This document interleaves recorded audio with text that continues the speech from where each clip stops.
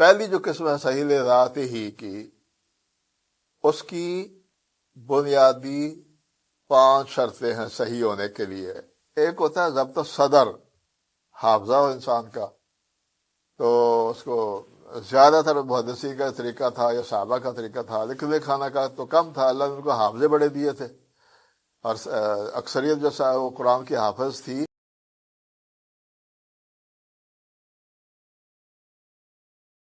الحمدللہ رب العالمین والصلاة والسلام علی نبینا محمد وآلہ واصحابہ اجمعین، اما بعد۔ حدیث کے قبول اور رد ہونے کے اعتبار سے وہ بنیادی طور پر 2 قسمیں ہیں،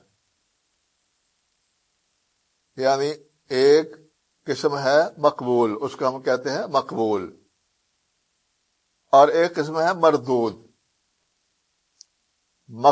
مقبول جو قسم ہے اس کی آگے 4 اقسام ہیں، اور جو مردود ہے قسم، اس کی آگے بے شمار آگے اقسام ہیں، اس لیے کہ حدیث کے ضعیف ہونے کے اسباب بہت زیادہ ہیں۔ تو کیونکہ حدیث کے ضعیف ہونے کے اسباب بہت زیادہ ہیں، اس وجہ سے ضعیف کی اقسام کی تعداد بھی بہت زیادہ ہے۔ ہم شروع کریں گے حدیث مقبول سے۔ اس کی 4 قسمیں ہیں۔ ایک قسم کو ہم کہتے ہیں صحیح لذات ہی، اور دوسری قسم ہے صحیح لغیر ذات ہی، پھر تیسری قسم ہے حسن لذات ہی، اور چوتھی قسم ہے حسن لغیر ذات ہی۔ اب ہم ہر ایک کی وضاحت بیان کریں گے۔ صحیح لذاتی کو اس وجہ سے صحیح لذاتی کہتے ہیں کہ اس کو صحیح ہونے کے لیے کسی اور تائید کی ضرورت نہیں ہوتی، ہم اس کو کہتے ہیں صحیح لذاتی۔ اس کی کیا تعریف ہے صحیح لذاتی کی؟ اس کی تعریف، اس کی وضاحت ہم آج کریں گے، باقی اقسام کی ساتھ ساتھ ہوتی رہیں گی۔ پہلی جو قسم ہے صحیح لذات ہی کی، اس کی بنیادی 5 شرطیں ہیں صحیح ہونے کے لیے۔ نمبر 1، سند کا متصل ہونا، یعنی کسی بھی طبقے میں جا کر راوی ساقط نہ ہو جائے۔ اگر سند کے درمیان سے کوئی راوی ساقط ہو جائے، وہ پھر ضعیف کے اقسام میں چلی جاتی ہے بات، اس کی بھی 4 شکلیں وہ آگے آئیں گی۔ پہلی بنیادی شرط ہے سند متصل ہو، ہر راوی نے اپنے سے اوپر والے راوی سے سنا ہو، یا اس سے روایت سنی ہو، یا اس پر قرات کی ہو اور استاد سن رہا ہو۔ پہلی بنیادی شرط ہے اتصال سند۔ اگر سند میں اتصال نہ ہو، ہر راوی کی اوپر والے راوی سے روایت نہ ہو، تو ہم کہیں گے یہ روایت منقطع ہے یا فلاں ہے، یا اس کے آگے نام آئیں گے۔ دوسری شرط ہے راوی کا عادل ہونا، بنقل عدل ضابط عن مثلہ، ہر راوی بیان کرنے والا وہ عادل ہو۔ عام طور پر رسول اللہ کی کتابوں میں ہوتا ہے کہ راوی عدل ہو۔ اس کی وجہ یہ ہے کہ عدل تو مصدر ہے، تو مصدر کا لفظ اس وجہ سے بولا جاتا ہے مبالغے پیدا کرنے کے لیے۔ اب جیسے اگر یہ آدمی بہت زیادہ سچ بولنے والا ہو تو ہم کہتے ہیں یہ صدق ہے، یعنی مصدر اس پر بول دیے، ورنہ وہ صادق ہوتا ہے۔ تو راوی عادل ہونا چاہیے، لیکن جب تعریف کی جاتی ہے صحیح حدیث کی، یا جب شہادت کے حوالے سے یا گواہوں کے حوالے سے ہم کہتے ہیں راوی عدل ہو، یعنی مجسمہ عدل، مصدر کا لفظ بولا جاتا ہے۔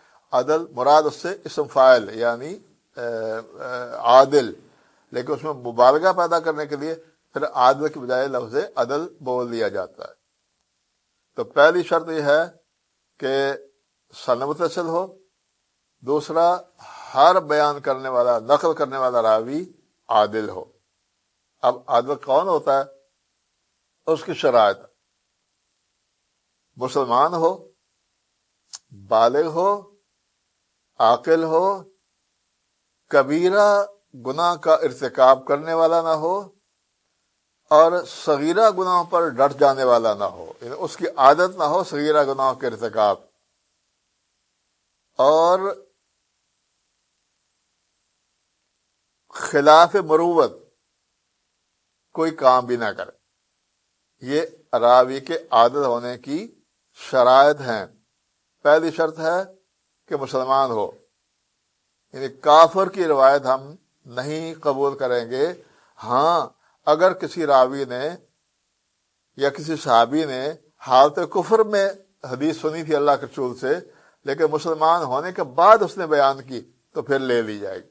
جیسے حضرت جبیر مطعم کی روایت ہے، وہ قیدی بن کر آئے تھے غزوہ بدر میں، مسجد میں ان کو باندھا گیا تھا، وہ بعد مسلمان ہونے کے بعد بیان کرتے ہیں کہ اللہ کے رسول میں نے سنا تھا آپ مغرب کی نماز میں سورہ طور کی تلاوت کر رہے تھے۔